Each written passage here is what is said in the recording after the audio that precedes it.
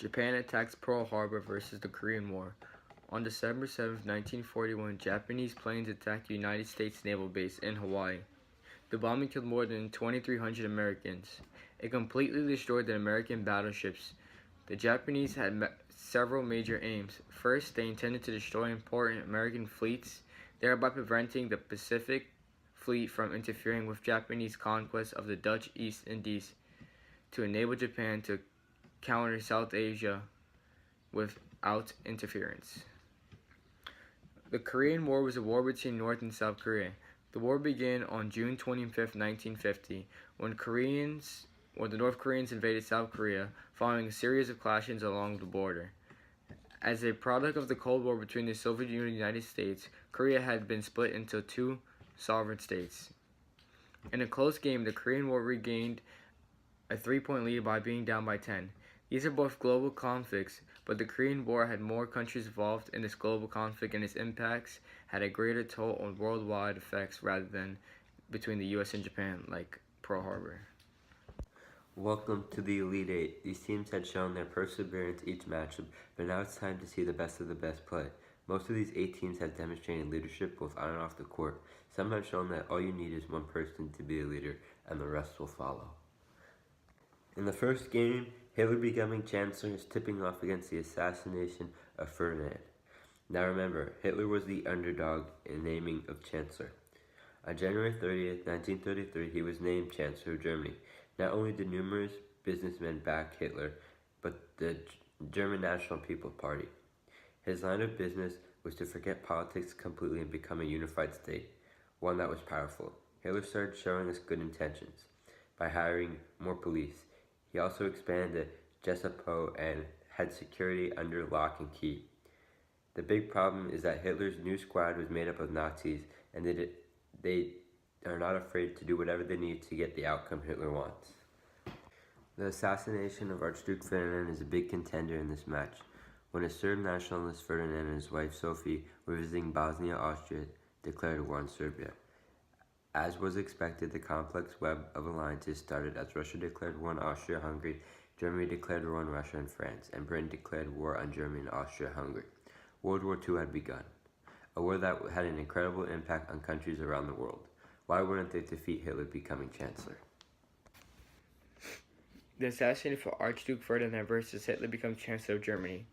On June 20th, 1914, the Archduke and his wife were shot to death in their car by Serbian nationalists.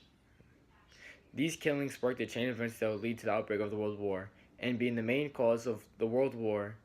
Maintaining about a 10-point lead, Hitler was knocked off, and the Archduke would move on to be in the Final Four. The next game is D-Day landings versus the French Revolution begins in Paris. These two teams will play hard to get what they each want. These teams are ready to battle it out. With France's increasing feeling of nationalism and its democratic French government, one will believe they are favored to win. But let's see. A bit of history about the French Revolution. This was a revolution in France that lasted 10 years from 1789 to 1799. It started when the revolutionaries stormed a prison called the Bastille. They demanded that the military leader of Bastille surrender the prison and hand over the guns and gunpowder. The storming of Bastille led to several events which the French Revolution began. The French Revolution brought an end to the monarchy. King Louis XVI was executed in 1793.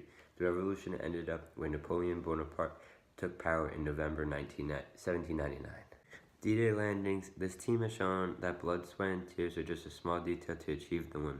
The actual game was pushed back a few times because the teams were not being fully prepared and bad weather. Germans believed that the game would occur later in the month, and are surprised on the early mornings of the announcement. Many campaigning players for the Germans are not even present for the actual game. The Big Three is taking advantage of this. Their brilliant plan of leaking false information of injuries has added to German confusion. The sidelines show how each team is feeling. The saying, slow and steady wins the race, is a true statement to the Allies' strategy. And D-Day wins. By the end of the game, majority of the team is carried off the court and wounded. Some of these players had gruesome injuries that appeared to be career-ending. This win begins an eventual defeat of Hitler and the German troops. I think this game will be known as one of the most successful defeats in history. D-Day has once again proving the power of Allied forces to help secure the win of World War II, as well as France's liberation under Germany. In the third game of the series, battle is between the Berlin Airlift and the Cuban Missile Crisis. Can Allied forces once again show up the Cuban Missile Crisis under Captain Kennedy's leadership? His televised locker room announcement about blockage helped fans restore their faith about his team. The French Revolution begins versus D-Day. The French Revolution was a period of far-reaching social and political reform in Paris and its colonies beginning in 1789. The French people overthrew the monarchy and took control of the government due to how they were being treated. The French Revolution lasted about 10 years from 1789 to 1799. Nearly losing the game, D-Day got the ball with 15 seconds left and hit a buzzer beater to win by 2, advance to the Final Four. Its event simply overwhelmed the other to move on. World War II starts versus the Korean War. World War II was fought between the Axis powers, which was Germany, Italy, Japan, and the Allied powers, which was the United States, France, Britain, and the Soviet Union. Most of the countries in the world were involved in some way, shape, or form. This would be the deadliest war of all time, and around 70 million people were killed.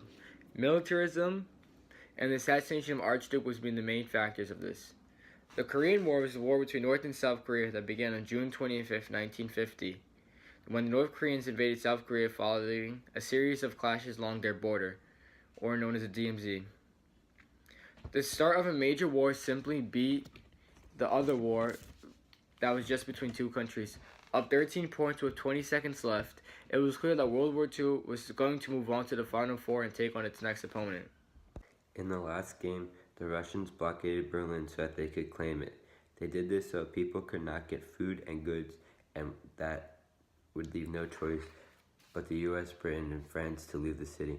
Russians believed that this plan would succeed and there was no way that the Allies could defeat them. However, there is an old saying, never try to outsmart someone who can outsmart you. The Big Three defeated the Russians at their own game. The Russians forgot about only one tiny detail and were soon reminded that one can get goods from planes. The US used air transportation to receive the necessity goods and items. This went on for some time and the blockade was proved a failure. Cuban Missile Crisis. Once again, Kennedy has proven his title as captain, trying anything and everything to avoid a complete nuclear loss. He has met with his teammates to come up with a plan that will benefit all players. Play the video. The U.S. got this message the night of October 23. Defense went up to DEFCON 2, the highest nuke alert in history. This meant the U.S. was just one step from launching nuclear weapons, and as the blockade began stopping boats, no one knew what would happen.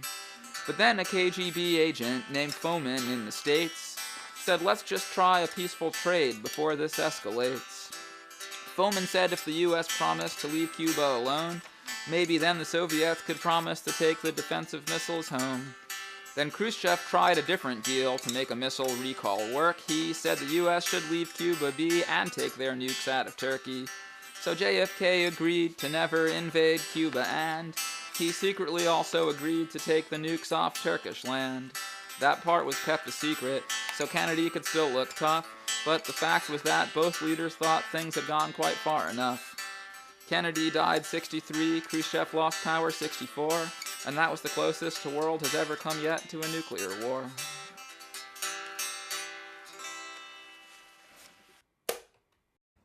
Cuban Missile Crisis versus World War II starts.